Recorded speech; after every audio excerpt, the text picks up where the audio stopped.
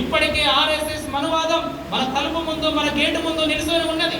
ఆ మనుధర్మ తంత్రాన్ని భూతాన్ని మనం తగిలిపెట్టకుండా మన ఉద్యమాన్ని పోరాటాన్ని ముందుకు తీసుకుపోలేం.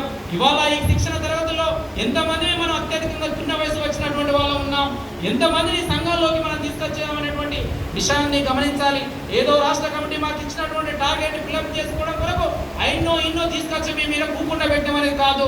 ఈ సంఘానికి నిర్మాణానికి ఉపయోగపడేటువంటి వ్యక్తులు మాత్రమే ఈ శిక్షణ తరగతిలో మీరు తీసుకురండి అని చెప్పేసి మనం కరాఖండిగా చెప్పాం. కానీ ఎంతమంది ఇక్కడ నుంచి పేదలు డిహెచ్పిఎస్సి నిర్మాణాన్ని మా జిల్లాలో రాష్ట్ర పార్టీ మీద కానీ జిల్లా పార్టీ మీద కానీ పార్టీ నాయకత్వ భుజాల మీద కూకొని నేను ప్రయాణించకుండా నా కాళ్ళ మీద నేను నడిచి ఉద్యమ నిర్మాణాన్ని ముందుకు తీసుకుపోతున్నటువంటి సంకల్పాన్ని మనం నింపుకోవాల్సిన అవసరం ఉంది. ఆ సంకల్పం లేకపోతే, ఆ కఠోరమైనటువంటి దీక్ష లేకపోతే, ఆ కఠోరమైనటువంటి పట్టుదల లేకపోతే ఉద్యమ నిర్మాణం దెబ్బతినేటువంటి ప్రమాదం ఉన్నది. ఉద్యమ నిర్మాణం దెబ్బతినడం అంటే రేపటి రాబోయేటువంటి తరాలకు మనం అన్యాయం చేసినటువంటి వాళ్ళం అవుతాం.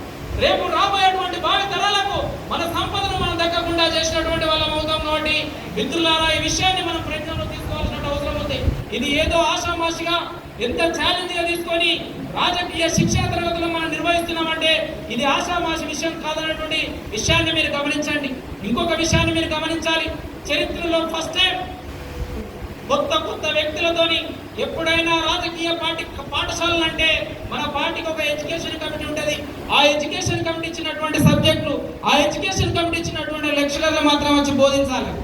కానీ ఫస్ట్ టైం రాష్ట్ర కమిటీ, తెలంగాణ రాష్ట్ర కమిటీ నిర్ణయం తీసుకున్నది మా సంఘానికి కావాల్సినటువంటి సబ్జెక్టు మేమే నిర్ణయించుకుంటాం, మా సంఘానికి కావాల్సినటువంటి లెక్చరర్లు మేమే పిలిపించుకోవడం మూలంగానే ఇవాళ కొత్త రకమైనటువంటి వాతావరణం, ఒక కొత్త రకమైనటువంటి స్ఫూర్తి మీకందరికి కలిగించిందని మేము భావిస్తా ఉన్నాం. కలిగినటువంటి స్ఫూర్తిని ఇక్కడనే ఆరుకోనియకండి. ఆ స్ఫూర్తిని ఊర్లలో మనం మంట పెట్టడం ద్వారా ఊర్లలో తిట్ట వేసుకొని ఉన్నటువంటి మనుధర్మ శాస్త్రం అనే భూతాన్ని చైతన్యమైనటువంటి కాగడతో తలగబెట్టినప్పుడే ఈ చైతన్యమైనటువంటి ఉద్యమ నిర్మాణానికి ఉపయోగపడుతుందనే విషయాన్ని మీరంతా కూడా గమనించవలసినటువంటి అవసరం ఉంది. మిత్రులారా, ఈ సంఘానికి సంబంధించినటువంటి ఇంకా అనేకమైన విషయాలు మాట్లాడుకోవాల్సిన అవసరం ఉంది. కానీ సమయం అనుకూలమైనటువంటి పరిస్థితి ఉంది. ఇంకా మన రాష్ట్ర కౌన్సిల్ మాట్లాడుకోవాల్సిన అవసరం ఉంది. ఇక్కడ నిర్వాహకులు మాత్రం తొందరలోనే ముగిస్తే భోజనాలు కూడా చేస్తామని చెప్పేసి ఆల్రెడీ నాకు వాళ్ళు చిట్టి కూడా పంపారు అప్పుడే.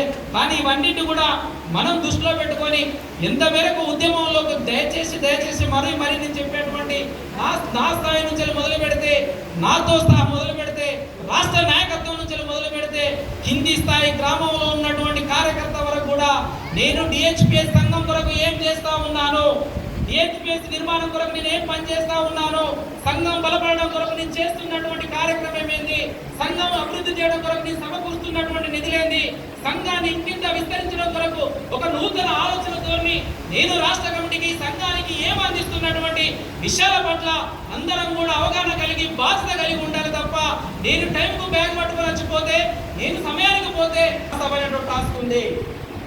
ఈ జాతీయ మహాసభ జూలై ఫస్ట్ వీక్ నుంచి వెళ్ళి మనం దానికి సంబంధించినటువంటి కార్యక్రమాలు మొదలు పెట్టాలి.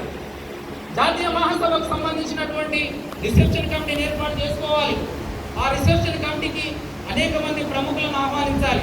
మరి జాతీయ మహాసభ చేయడం అంటే అన్నోయినప్పటి చేస్తాం కావచ్చు.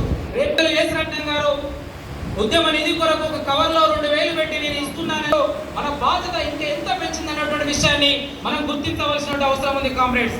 ఇవాళ ఆ విషయం పట్లనే మనం ఉండాలి, ఆ విషయం పట్లనే మనం ముందుకు పోవాలి. అందుకే ప్రతి గ్రామంలో ఇక్కడ ఉన్నటువంటి వాళ్ళం ప్రతి ఒక్కరు 100 మంది ఇక్కడ ఉన్నాం. ఈ 100 మంది మన ఊర్లో ఉన్నటువంటి వాళ్ళతోని 100 గ్రామాల్లో దళిత హక్కుల పోరాట సమితికి సంబంధించినటువంటి గ్రామ శాఖలను ఏర్పాటు చేస్తే ఆ సంఘం యొక్క స్ఫూర్తి ఎంత ముందుకు పోతుందో ఒకసారి ఆలోచించండి. నేను రాష్ట్ర ప్రధాన కార్యదర్శిగా ఉంటా, కానీ నా ఊర్లో దళిత హక్కుల పోరాట సంఘం అవసరం లేదు, నా మండలంలో దళిత హక్కుల పోరాట సంఘం అవసరం లేదు, నా జిల్లాలో దళిత హక్కుల పోరాట సంఘం అవసరం లేదు. కానీ నేను మాత్రం రాష్ట్ర నాయకుడిని, నేను మాత్రం ప్రధాన నాయకుడిని అని విజిటింగ్ కార్డు జేబులో ఉన్నంత మాత్రాన ఈ దళిత హక్కుల సంఘానికి ఒరిగేటువంటిది ఏమీ ఉండదు కామ్రేడ్స్.